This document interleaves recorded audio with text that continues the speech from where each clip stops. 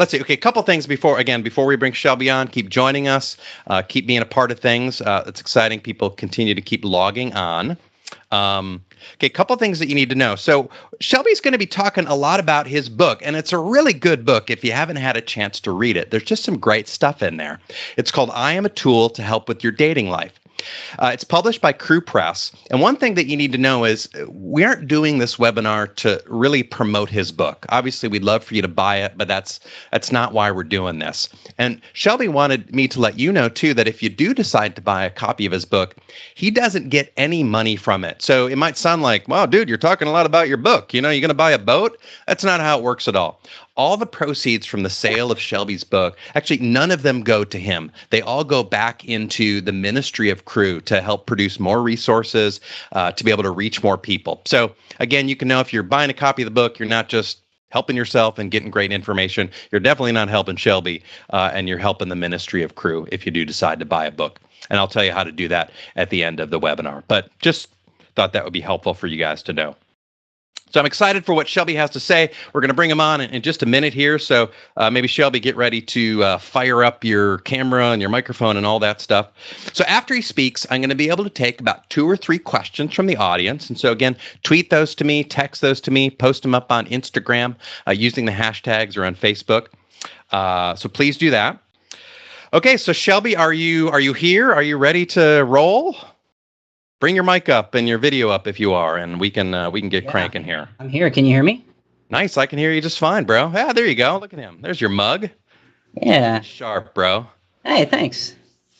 So Shelby, I'm excited that you're here. As you guys know, Shelby is the MC at Big Break, and we've had the pleasure of working together last spring break. We'll be working together again this spring break at Big Break. He's written a couple books for Crew Press. He's certainly loves the Lord, but he also loves his family. He is married to Rachel, and he's got 2 adorable little daughters, Quinn and Hayden. And he's become a real good friend. And so I really, I'm excited for that you guys get a chance to hear what he has to say. And so are you ready, bro? I'm ready. Let's do it. All right. Take it away, my friend. I'm going to turn off my mic and my camera and let you have at it. Great. Thanks, Bob. Thank you so much, you guys, for logging on. Let me start by saying that tonight we're obviously going to talk about dating. But we're going to do it in kind of a limited way. There's so much that I won't be covering tonight when it comes to the subject of dating, simply for the sake of time. I'm only going to speak for about a half an hour or so, and we're just going to be highlighting the areas really of what you logged on for: social media and texting. When we get near the end of my time, we're going to talk about the actual 10 no-nos that will help to save your Valentine's Day. So I kind of wanted to forecast that. We'll get to that eventually. It'll be near the end of our time here. But I'm going to do a couple little things on the front to help you kind of gather a framework for dating before we move on to the aspects of social media and the 10 things that could ruin your Valentine's Day. Like I said, I'll mention my book, like Bob said, I'll mention my book a few times, and I recommend it in a way of understanding more completely what God calls us to in the context of dating relationships. So I'd love it if you check that out. Also, there are a number, really just kind of start this. Let's start with Bible. It's really a great way to start pretty much anything. There are a number of verses in Scripture about being a good steward of what the Lord has entrusted to us, what he has given to us. I'll give you a couple examples. Colossians chapter 3, verse 23, 1 Corinthians 4, verses 1 through 2, Titus 2, 7, Luke 16, verse 10, and then, of course, the parable of the talents in Matthew chapter 25.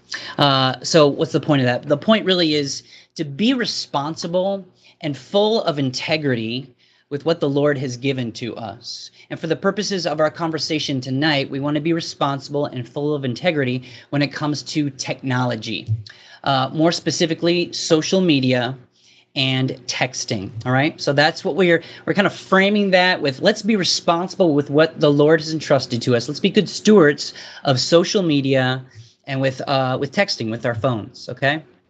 Now let me also say, usually when someone who's a little bit older, I'm not going to tell you how old I am, someone's a little bit older, and they mention like social media and phones, you get this kind of curmudgeon-y response of like, well, those kids these days, they with their stupid phones and they bury their faces in that. They're always on their computers or whatever.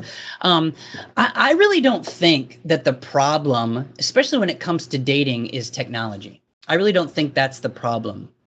I think the problem is what technology specifically has forced to the surface in our lives. And it's forced to the surface things like fear, laziness, apathy, and a desire to kind of control our environment all around us.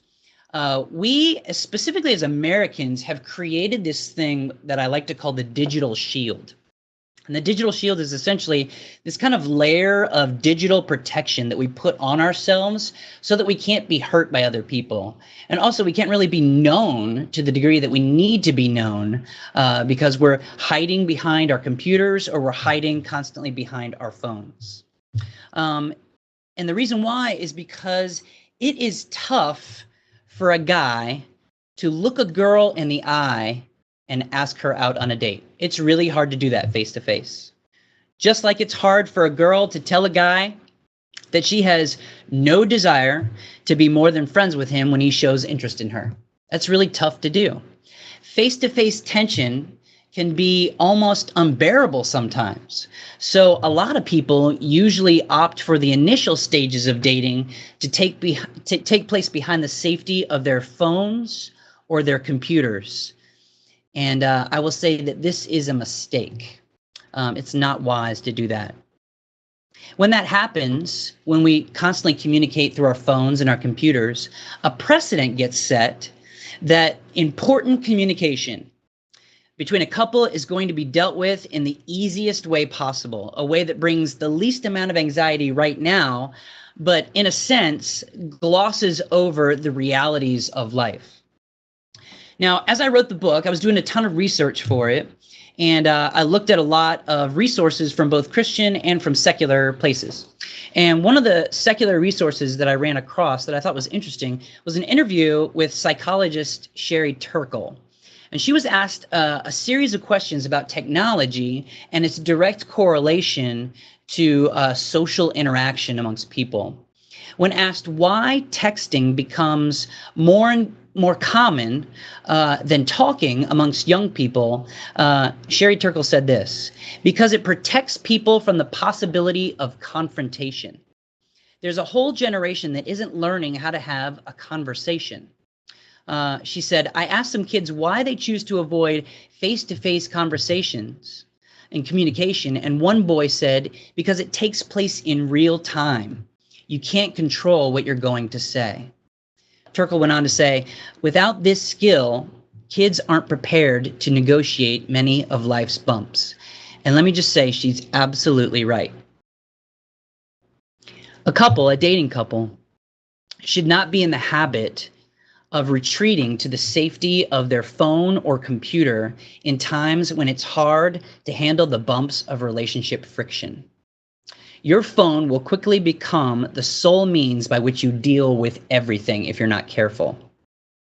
Now, that smiley face emoji with hearts for eyes might be cute once or twice to quench the fire of an argument between a couple, but when it's time to get real, cute emojis are not going to suffice when authentic, difficult, real-time communication must happen in order for a relationship to survive and to thrive, and to honor Jesus for that matter. So let me pause here for a second and just talk to the dudes, all right? Let me talk to the men. Ladies, if you want to, you can just eavesdrop on this, all right? Men, let me encourage you. A couple things. Have face-to-face conversations with women you are interested in. I know this seems a little bit ironic because I'm talking to you via computer right now, but just hear me out on this, all right? If your idea of asking a girl out is typing a text message to her that says, hey, want to hang out sometime this weekend? You need to rethink your strategy. Your methods are not quite good enough. We just need to be intentional about looking girls in the eye and asking them out. It shows courage. Additionally, if you take a girl out on a date, when you go to get her, don't text the word here from her driveway or from her parking lot outside her apartment. Have the guts to get out of your car, walk up to her door, knock on her door, and engage in some small talk and conversation with either her parents or her roommates. Lean into the social anxiety of going to pick up a girl and meeting her face to face without hiding in your car behind your phone. That girl's friends and her family love and care about her more than you do. So show them the respect they deserve by engaging with them and not hiding in the shadows behind your phone. Now, I know some girls out there are attracted to kind of the mystery of an unknown guy. They're like, oh, he's just so like dark and mysterious. I've got to figure him out. He's out there in the car right now, and I wonder what he's thinking. Oh, he's just so like a vampire or whatever. I have no idea. That might seem attractive to some ladies, but let me tell you, as a daddy, I'm not impressed at all with guys that do that. When my daughters are of dating age, God help me. Right now they are 4 and 2, so thankfully I've got a long way to go. And the boy they want to go out with doesn't have the guts to walk up to my front door, shake my hand, engage in a little chit chat about the weather and the NFL and Fast and Furious, like 12 by then. Guess what? He does not get to take my daughter out. It's really just as simple as that. And my prayer is, honestly, not only will that just be a rule in my house, my prayer is that my daughters will not even be interested in a guy that's not willing to do that. I want them to be attracted to men who would want to come and show me the respect I deserve as their father. Now, I know what you might be thinking, especially right now. You're kind of like, who in the world asks a girl out face to face these days? Who does that? And I understand your question. And my answer to that is, well, ideally, you. You do that. Instead of succumbing to the social norms of passive digital relational interaction, set a different kind of standard of caring for a woman by actually communicating with her personally. Not only will you stand out as a man among boys, it will also communicate care, respect, and character in a world that devalues these admirable things in men. This is the kind of guy I would trust with my daughters. And this is the kind of man you should be as well. So that's my exhortation to the men. Now, let me talk to the ladies just for a second, all right? I'll be a lot nicer to you, I promise. Women, there is a lot of ambiguity in social media and texting. It can be dangerous to ascribe specific meaning to online posts or text messages when you don't know for sure what the intentions were of the one who posted or texted you. Assuming that a guy means something when he doesn't state it explicitly is an incorrect assumption, and it could really end up hurting you. So please be careful how you interpret. That's all I have for the ladies. I told you I'd be a lot nicer to them. Guys usually like getting smacked around a little bit, and I need to be more sensitive with the ladies. So there you go. One more kind of last exhortation before we get into the 10 things. I want everybody to remember this. If you remember anything from tonight, remember this. Everything that is posted online or texted through a phone is edited. It's edited content. So the only real way to get to know someone in a deep and meaningful way is face-to-face. The exception I would only make would be maybe through FaceTime or Skype or video chatting, Google Hangout, something like that, if the relationship is long distance. Something, though, where you can actually see the person and interact with them and see kind of their body language. Social media and texting is helpful. It's good. I value it. But social media and texting should always be a springboard for relationships, not a substitute for relationships. My friend Carrie Armitrout said that. So let me say it again. I think this is really important. Social media and texting should always be, always, a springboard for relationships, not a substitute for relationships. All right. So now we're here. We're at that moment. Let's talk about the 10 social media no-nos that can ruin your Valentine's Day. Sunday's coming up. There's lots of things here. I'm going to talk to both people who are dating currently and people who are single as well, and maybe people who are in the initial stages of a dating relationship. We're going to talk about Valentine's Day and relationships specifically because when you think about it, Valentine's Day is really about a desire to be known. When you think about all the emotion that goes behind Valentine's Day, it's a desire to be known. You, as creation, as a human being, were made for relationship. And romance is a reflection of what we see in Scripture about Christ as the groom and his church as the bride. We as human beings long for that romance because it's hardwired into our souls. It's what we crave because we crave to be romanced by Jesus. All right? So here they are. Number 1, ready? Don't ever start a relationship or break up with someone via text or social media. And we talked a little bit about the beginning stages of a relationship. So let's talk about the other end too. Don't ever start a relationship or end a relationship via text message or social media. Have the guts, both guys and girls, if you're breaking up with someone, have the guts to do it face to face at the beginning and at the end. When you do that, you have the guts to do that, it shows character, it shows courage, and it shows respect. As I was doing the research for the book, I ran across this social media post of this guy who posted a picture on Instagram of a side-by-side image of him and his girlfriend on the left half, and on the right half was the same picture of him and his girlfriend, but his girlfriend was cropped out, so it was just a picture of him on the right, and the hashtag said Transformation Tuesday. And the world groaned a collective ugh, because that guy is a jerk, a major jerk. He did not have the guts to break up with his girlfriend face to face. He chose to post on Instagram. Show the respect to someone that they deserve. Show courage, character, and integrity by doing it face to face. Number 2,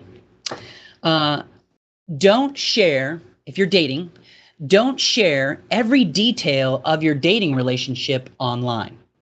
Now, there's a level of discernment here because truthfully, when I see dates that are going well and that people have posted pictures on like Facebook and Instagram and stuff like that, even Twitter, of like the cool things that guys have done to like encourage their girlfriend and stuff like that, I'm very, I applaud that. I think it's awesome when guys do that. However, there are those couples, and you probably know those couples. Maybe you are that couple that post every single little detail of every single date online for the whole world to see.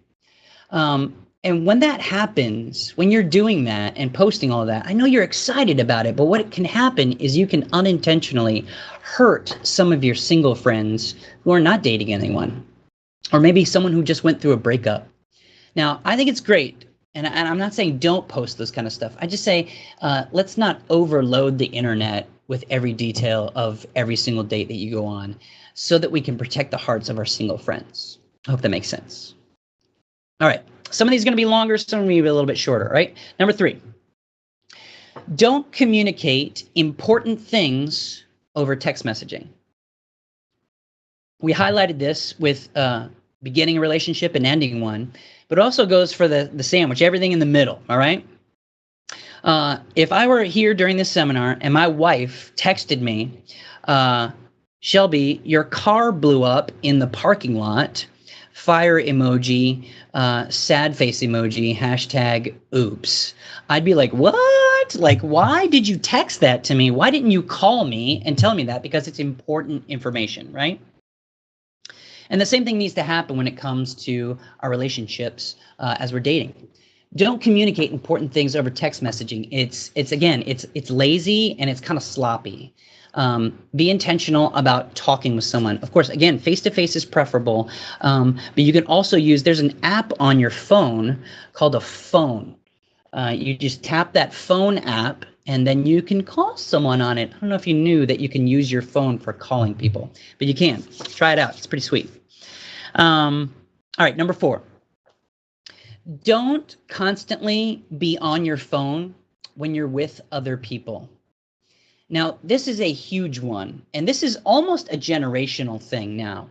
I run a summer mission with crew in Ocean City, Maryland. And a couple years ago, I walked into the main living room in kind of the beginning stages of the summer mission, and people were kind of sitting on couches and chairs and hanging out. It was this main living space. I walked in, and literally everybody in the room was on their phone, looking down and not talking to one another at all. And they were doing various things. They were either texting or posting pictures or kind of making comments or watching videos or whatever. I walked into the center of the room. Nobody noticed that I was there. And I said, everybody, eyes up. Talk to one another. Have conversations. The people in this room are better than the image of people on this phone. And now it was the beginning of the summer mission. And they grew, and by the end of the time that they were there, of course they preferred being with one another. This is some kind of social anxiety that happens in the initial stages of getting to know people. But it can be really, really hard sometimes when all we want to do is retreat to the safety of our phones. But it's really important that we don't fall victim to the belief that I post, therefore I am. You are not any more significant because you post something. When you go to an event and you see a beautiful sunset, for example, you can enjoy that in the moment and not necessarily have to take a picture and post it online in order to record the fact that it actually happened. Again, that kind of stuff is not bad. I'm not saying that's bad. I'm just saying enjoy people, because people are more important than ones and zeros in the digital world, okay? Number 5, if you're a couple, if you're dating, do the world a favor and don't fight on social media. Private conversations should be just that, private. If you're going to fight on social media, you might as well argue out loud on stage in front of everyone in your crew movement during your weekly meeting. It is none of anyone else's business what you guys argue about. So don't make it people's business by making it digitally public. All right? It's embarrassing and it's disrespectful. And frankly, it might make for kind of good drama to read on a computer, but it's not honoring to Jesus. All right? So if you're a couple, don't fight on social media. Number 6, if you're not a couple, if you're not dating anyone, don't fight on social media, all right? We've all seen the ridiculous Facebook arguments or maybe the bickering back and forth in the comment section of a blog or on YouTube or something like that. And arguments online are really like the digital equivalent of bathroom stall graffiti. It's just one vile kind of angry, malicious comment after another. When people fight online, they are shouting at someone. It might as well be a string of yo mama jokes, one right after the other, if you're fighting online. If everyone is talking, nobody is listening. It is a complete waste of time to argue online. And let me just say, I have been super tempted to do so. especially when people post stuff online that when their opinion is the opposite of mine. I have literally typed stuff out and then had a better mind to hit the delete key a bunch of times and go backward and not get involved. There's a real sense of immaturity that I see, even in adults. Like I've seen arguments between adults, like people from my church and stuff like that, sometimes that will fight online, and it's just completely pointless. Nobody is really listening to other arguments. They're not engaging in a respectful way. They're yelling at one another. It's disrespectful. So don't participate in arguments of any kind online. It will ruin not only your Valentine's Day, it will ruin every day of the week. All right, that's number 6. Number 7, don't talk to the faceless social media community about your relationship problems. Now, this isn't necessarily like fighting when a couple fights, but I'm talking about people sometimes who are single, who will post things like all alone on Friday night with nobody but Netflix and a pizza, #single. No guy or girl is reading that online and thinking to themselves, ooh, I want to date them. I want to make them #my boyfriend or #my girlfriend. It doesn't happen, all right? When we post those kind of things, really what it's doing is engaging people in a sort of a pity way. But pity relationships do not go anywhere, I promise, all right? If you've got problems, which we've all got problems, right? Talk to your friends or talk to a trusted mentor about them. Don't talk to the internet about it, okay? Number 8, don't get your significance from social media or texting for that matter. If you need a response to a text that you send out, or a like, or a comment on your website, your blog, or a retweet, or a view on your YouTube page, to feel good about yourself and feel like you matter in this world, like you're significant, here's what you're doing. You're literally worshiping a false god in hopes that it will bless you with fulfillment. And let me promise you that it will not. There have been times in my life when I have posted something online. A few years ago, I posted a video online, and overnight, it went from like 200 views to literally 16,000 views. It got caught up in a little mini viral thing. It didn't go much past that. But when it got caught up in the mini viral thing, I felt this like jolt of adrenaline, and I felt so like important and significant and excited and happy because people liked and they found it like my video worthy of their time. And immediately when I felt that kind of positivity and like kind of pride from that, I caught myself and I said, you know what? Shelby, your significance does not come from the fact that people are viewing your video. Your significance does not come from how many Twitter followers you have or how many people liked your Instagram post or your picture or how many people decided to even attend this webinar.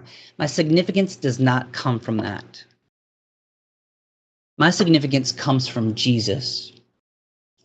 God finds me worthy, significant, loved, important because of the fact that I have a relationship with him through his son, Jesus Christ. It is a constant reminder when this lives in our pocket and tells us all the time how much people are interested in us. So it's a hard disciplinary thing to not try to get significance from social media or from texting. You got to work at it. You got to be really intentional about making sure that you're going to Jesus for your significance and not to social media and to text messages. All right? 2 more. Number 9. Don't think that you know someone just because you stalk them online. All right? Tempting to do, especially around Valentine's Day. to kind of look at the person online that you know, that you like, or maybe even go to your ex-boyfriend or girlfriend's page and kind of look at them, kind of stalk them online. It's easy to think that we know people because we know things about them. As I've mentioned, everything I post or type out online or on text messaging is edited content, all right?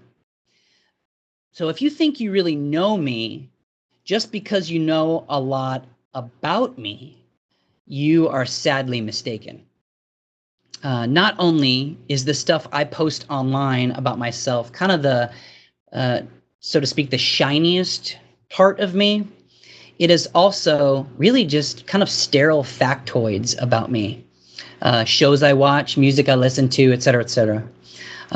There is a profound difference between knowing about someone and really knowing someone. The Pharisees, back in biblical times, knew a lot about God, but they didn't really know him at all. Information about someone can be great. I'm not saying there's anything wrong with knowing information about someone, but it should never be a substitute for a relationship with that person. Because when that happens, there's a perceived relationship bond. This is why celebrities all the time feel kind of weirded out by people who claim to know them, because they've read about them, they've looked at stuff online about them, and they feel like they know them. Today, I will be completely honest with you. I spent about 30 minutes today watching old One Direction videos. I was fascinated by how they got started on the X Factor UK, and I watched kind of their beginning stories. And by the time I got to the most recent videos that I looked at, which was the music video for Perfect and Drag Me Down, I watched both of those videos today. I felt like connected to them. I felt like I knew Harry. I knew Liam, yeah. I knew Niall. I felt like I knew Louis, but I don't know them at all.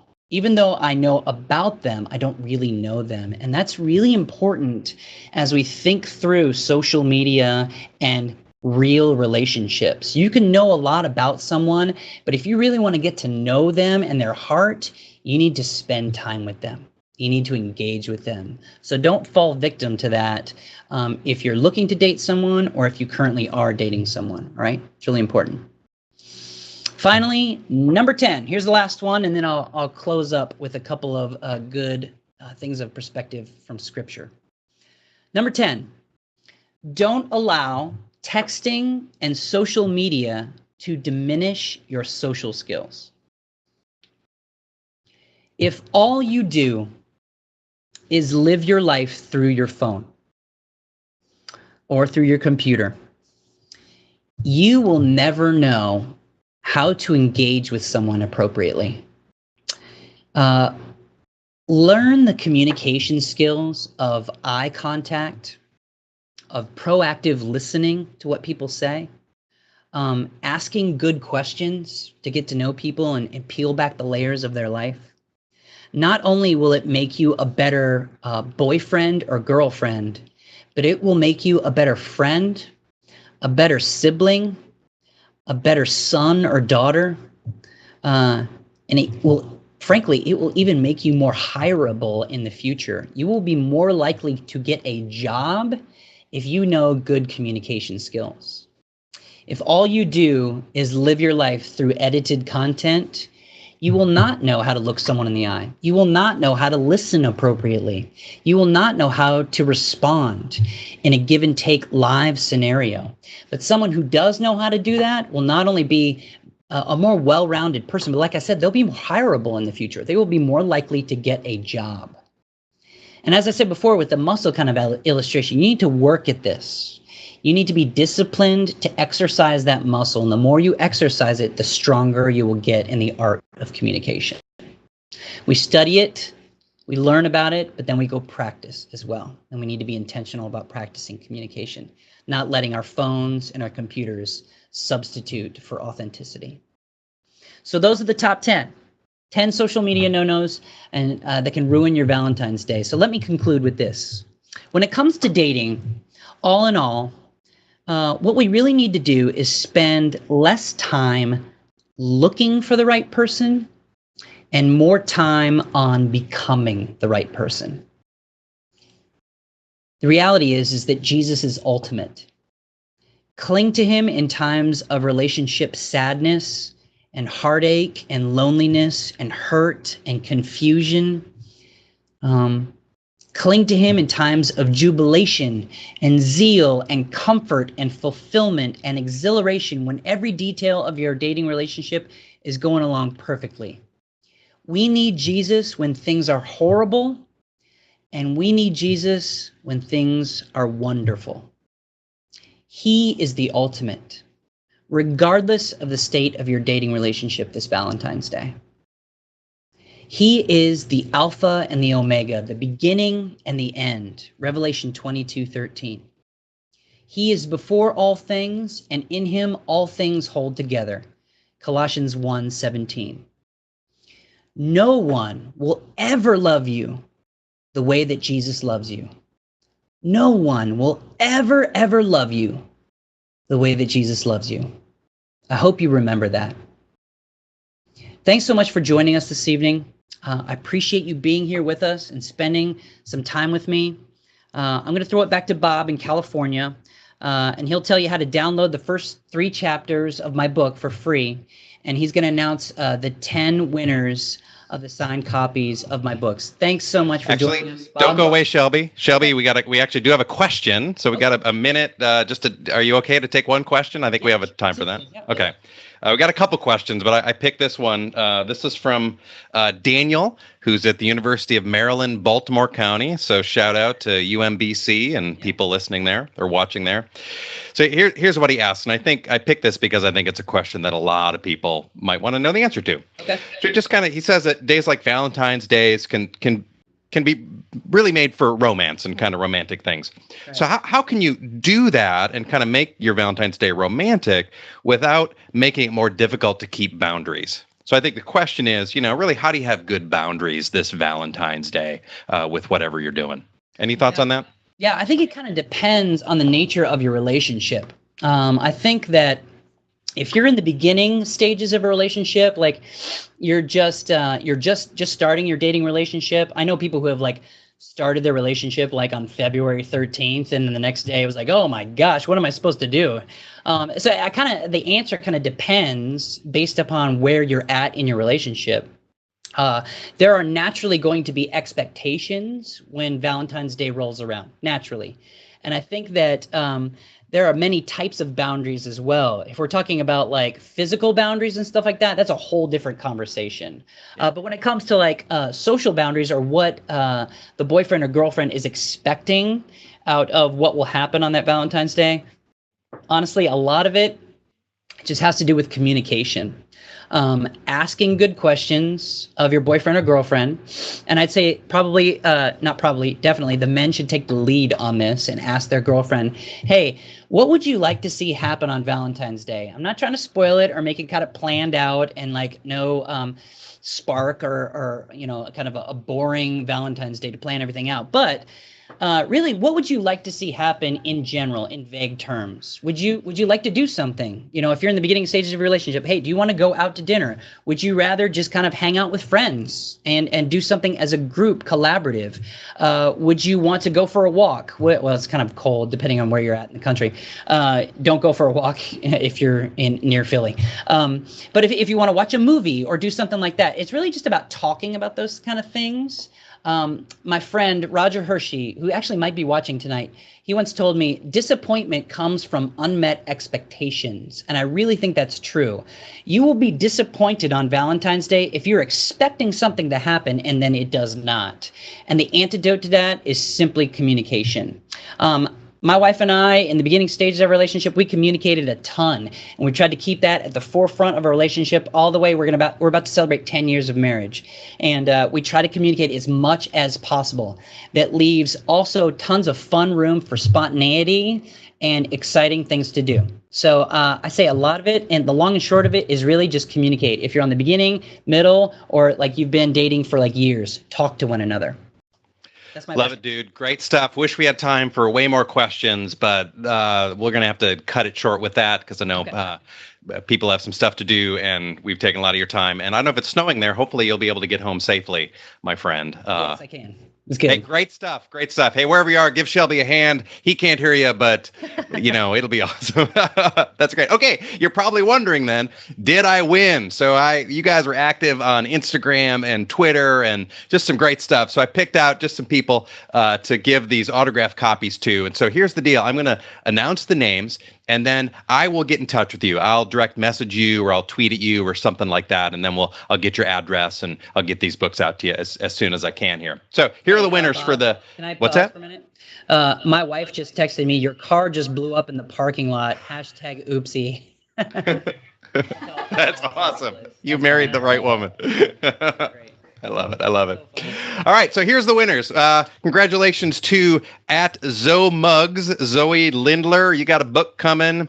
I got Jonk Ray, JONKREYE. You got a book coming. You get a book. Okay. Luis Gonza 9. So Luis Gonzalez, you got a book coming. Miss Darcy 3 on Instagram. You got a book coming. HR Knows, also on Instagram. I don't know your real name, but you go by HR Knows. You got a book coming. Jameel Tate, you got a book coming. Instagram photo from Jameel. Gabby Torres, also on Instagram. You got a book coming. Congratulations to @GoldenJordan4.